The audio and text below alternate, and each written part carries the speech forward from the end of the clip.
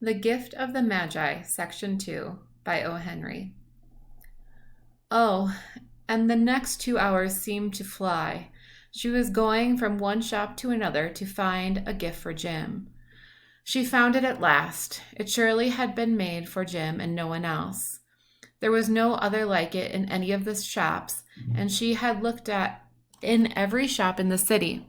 It was a gold watch chain, very simply made. Its value in its rich and pure material.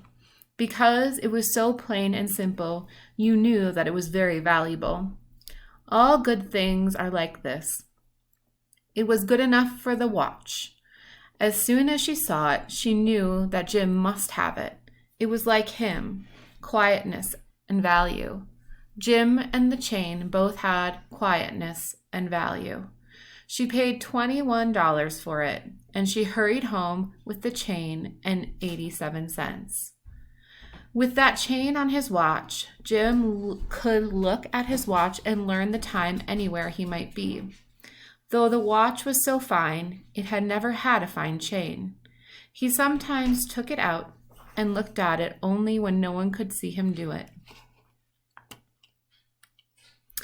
When Della arrived home, her mind quieted a little. She began to think more reasonably.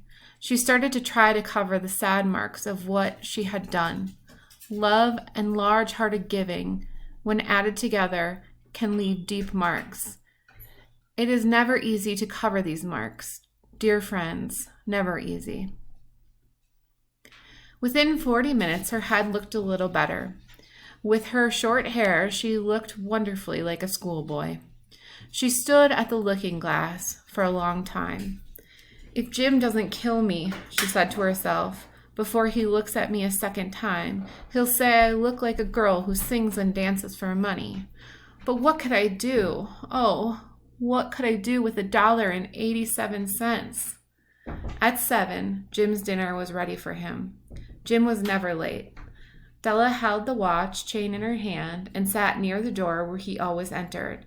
Then she heard his steps in the hall, and her face lost color for a moment. She often said little prayers quietly about simple everyday things. And now she said, "Please, God, make him think I'm still pretty."